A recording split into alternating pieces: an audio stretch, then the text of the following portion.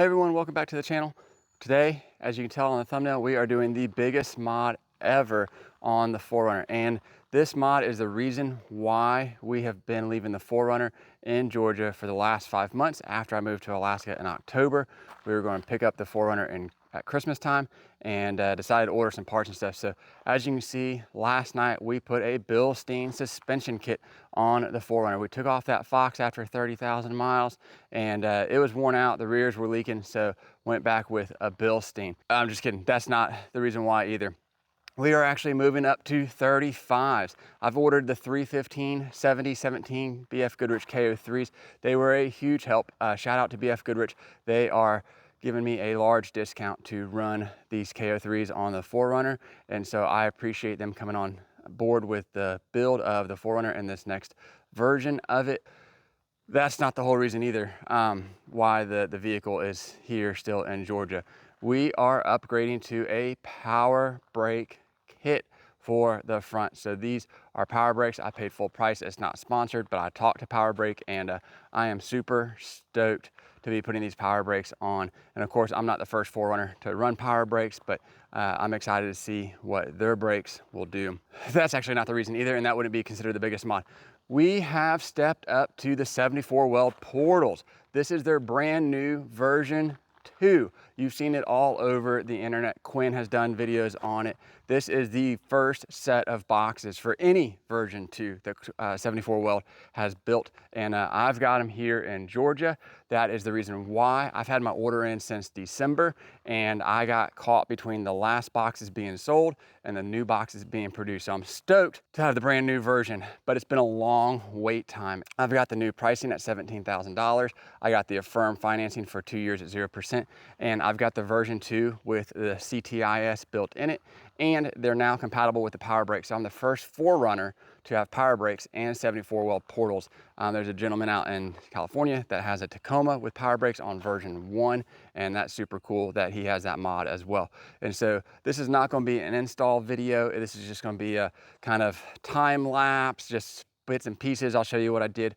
But then we're going to take the 74 Weld portals, 35s, Long Range America fuel tank, and Powerbrakes and road trip it 4,000 miles to Alaska in 2 weeks. And then I'm gonna have tons of content and about the journey, about the longevity, about the service, the oil change intervals, anything that I can think of, or you can leave in the comments. We're gonna be talking about these 74 Weld portals here on the 4Runner. And so, as I said, paid full price for the portals, paid full price for the Powerbrakes. This is not sponsored. This is just me spending my money on something that I would love to have. And I think the portals will be super cool to have in Alaska. I'm almost confident no one has portals in Alaska. Alaska doesn't require it or need it. It's off-roading is a ton of fun up there and everything like that. But let's get started. Let's check out these boxes, the fronts, the backs, and get Roxanne up on the lift and get started. You don't need to hear me yapping. I know you're here to see the portals. Let's go. All right, so this is not everything in the kit, but it is a full bolt-on kit. Everything is in the boxes from 74 Weld.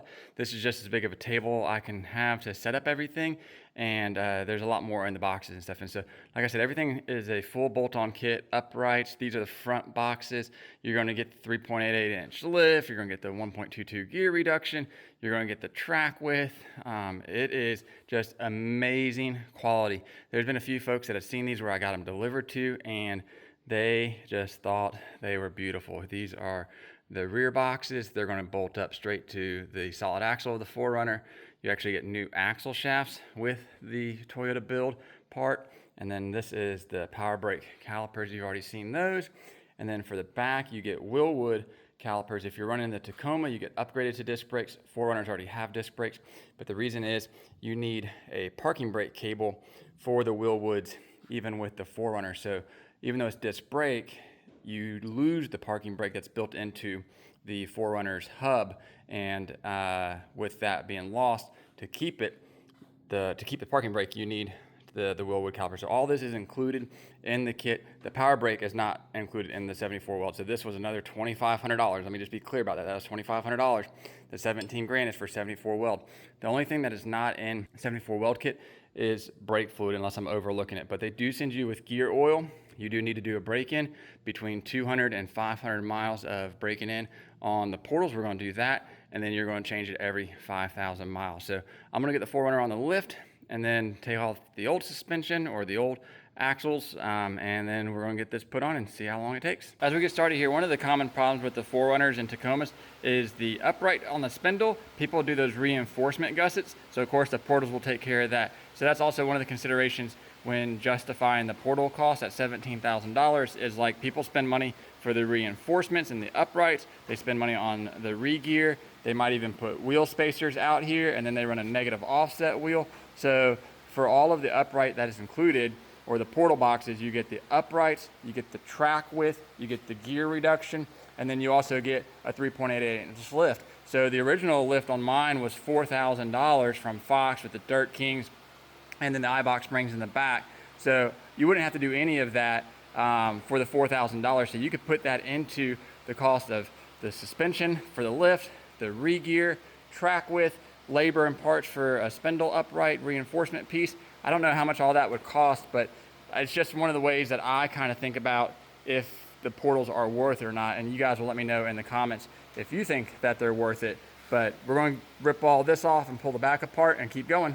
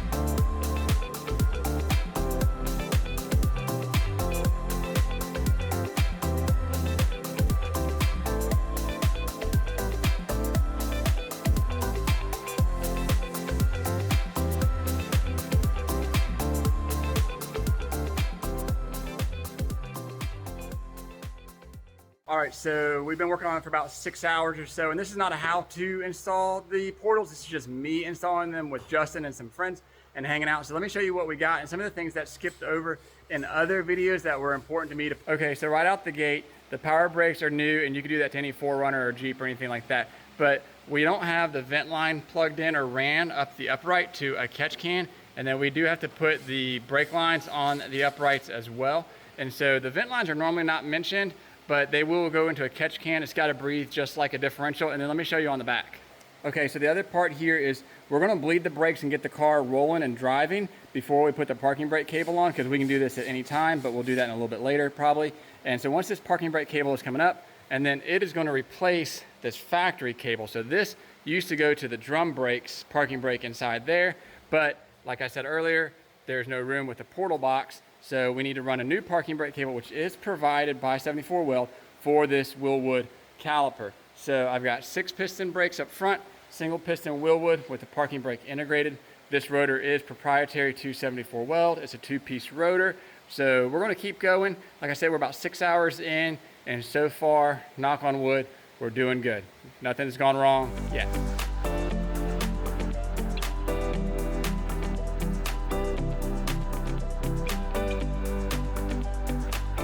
All right, so it's a couple days later now. The next day after we did the install of the portal boxes and everything, we did take the car up to a shop where we installed the parking brakes and we did an alignment. The alignment was completely off, but a lot of that could have been from the Bilstein suspension being lower and the portal. So the camber, the caster, the toe, all those adjustments were out and not too difficult to fix. The parking brake, I didn't film anything because we were just busy trying to get it done. It is a custom setup with the cables, and so Willwood does supply a lot of variety and different brackets and hardware. And then the cable routing is up to you. We followed the 4Runner OEM design, and so even if I did film it all, it wouldn't be helpful to you because your car could be completely different, or you might want to do something different if it was your 4Runner or Tacoma or Jeep or Bronco or anything like that. And so don't worry about that. That's something that you do need to do to have the parking brake installed with the Willwoods, but it wouldn't have helped you very much if you'd have seen mine. It's been a couple days and driving it around, it turns heads. We went to an overlanding show and people just loved it. You can see the 74 weld sticking through the hubs there. You can see the red Powerbrake caliper sticking through there. And then I do have these obnoxiously large mud flaps on the back for Alaska because I'll be pulling another square drop camper, and that will not be getting destroyed this time by gravel like my other square drop camper I did with the FJ Cruiser about a month ago. And so this thing is just beefy. The ground clearance is crazy. And of course, you know, I did the 5-gallon bucket test. It clears the front lower control arms and it clears the rear diffs. And granted, remember, I'm only on 35s, so it barely clears it. If you're on 37s or larger, it would even get it by a little bit more because you'd get it about another inch.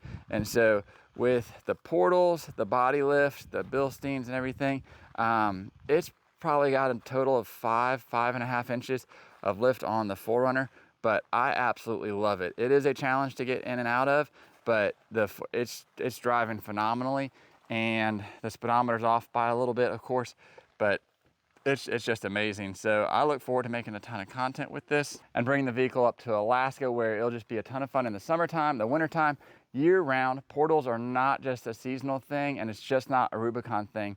And so having them here in the Southeast and taking them to Alaska, I couldn't imagine a better way to show them off. And so I'm super excited about it. Let me know what your thoughts on portals, about the 17 grand, whether financing, tires, ground clearance, or anything like that in the comments. I'd love to have a conversation there, answer as many questions as it continues to grow on me and I learn about it. And we're going to talk about oil changes and all that stuff coming down the pipe. I want to give a huge shout out to my patrons. Thank you for your support. It means a lot to me and the channel. And if you'd like to be a patron too, please head on over to patreon.com/TimTheTrailman. And as always, thanks for watching.